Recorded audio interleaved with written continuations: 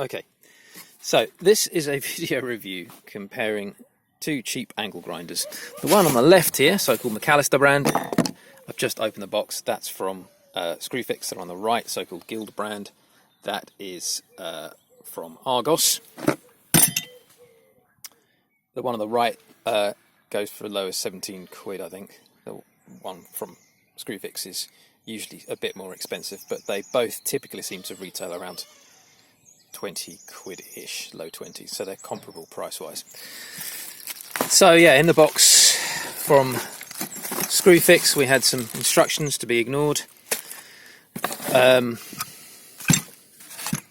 Machine itself, the handle, side handle, usual key for the spindle lock, and then two shields. I wasn't expecting two shields. One of them's much bigger, and it's kind of enclosed on both sides rather than the usual open on one side thing. I don't know what the big one's for really. Wire brushes maybe. So yeah, apart from a bit of packaging, this is exactly as I found it. Two things I immediately noticed. One is this button on top is nice and big. This is the spindle lock. And when you've got one, I've had both hands available, I turned it round and found that it engages very nicely, clicks in nice and positively, which means you can press that in and change the grinding wheel when you're wearing welding gloves, which is pretty essential actually.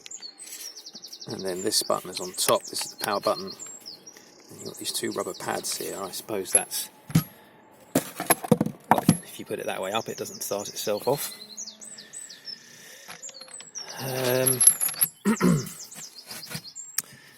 And this goes in, this side handle I also checked goes in nice and easy. So I'm doing that with one hand. It's absolutely fine. On both sides the threads are nicely tapped out for that to go into. Right, moving to the Argos one. I've had this one a couple of weeks. I'm afraid this one's actually going back to the shop because the spindle lock doesn't work on it. But I've got another one that I've had for a couple of months, which is identical.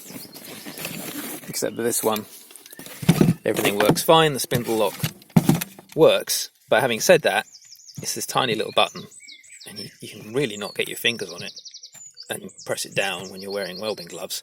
I mean, you can just about do it, but it's a right nuisance. So that is a design fault. Having said that, it works, it goes nice and fast, cuts, tolerates a pretty heavy duty cycle for what is a DIY tool. And the nice thing about having more than one grinder is, unless you've got one of these fancy new ones with the fancy quick release mechanism, it's better to just have one disc with, say, a cutting disc, one machine with a cutting disc, one with a grinder. So having more than one is good, and if you're going to buy lots of them, it's nice to have them be cheap and just throw them away when they break. Anyway, differences about this one. Spindle lock not very well implemented. The threads tapped into this here are not very good. Either that or the end of the handle isn't very good. It's a right nuisance trying to change those handles over. However, what you can do quite easily, although this shield is only adjusted by a Phillips head screw, is just set this shield with enough drag on it that it stays in position, but you can just grab it with one hand and twist it to change the position that it shields at. So I'm going to put you down for a second and do that. So you can see it's currently in that position. Just grabbed it with my left hand and rotated it, and now it's in a different position, which is quite nice. This, on the other hand, they tried to be a bit clever. So they've cut a notch in here. You can see some scratches. Then they've got this cam lock arrangement. And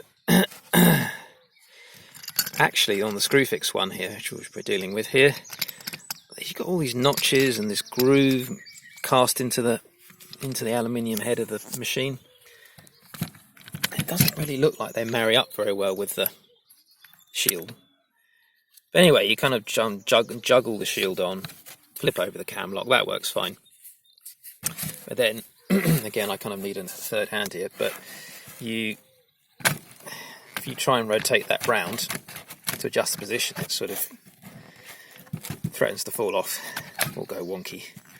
So actually, although it looks like a feature having the cam lock on it, it isn't really. It just gets in the way.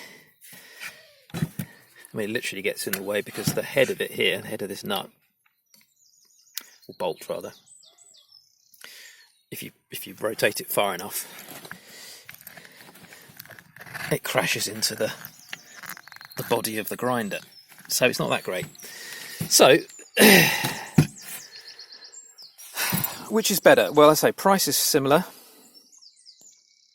Yeah, I've got to send one of my Argos ones back to the shop, but I don't think that's necessarily... I don't hold that against them. That wouldn't stop me buying another one.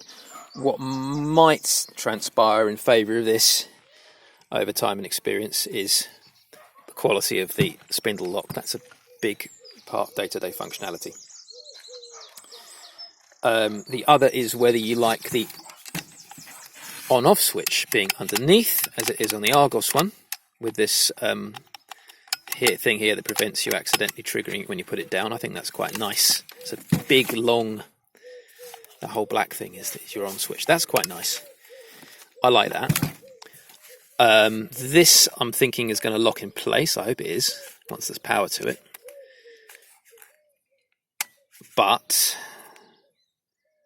it's smaller, so I'll let you know how I go on with that.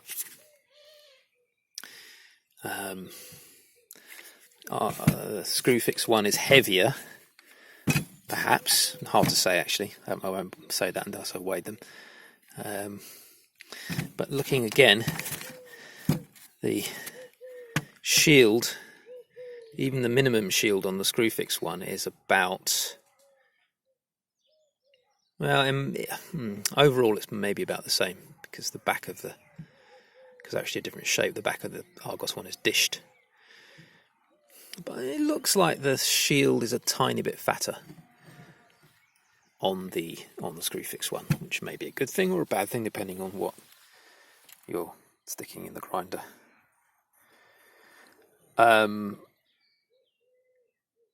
So that here endeth my comparison. First impressions on the Screwfix Macallister one angle grinder versus the comparable offering from Argos, both 750 watts, both 115mm.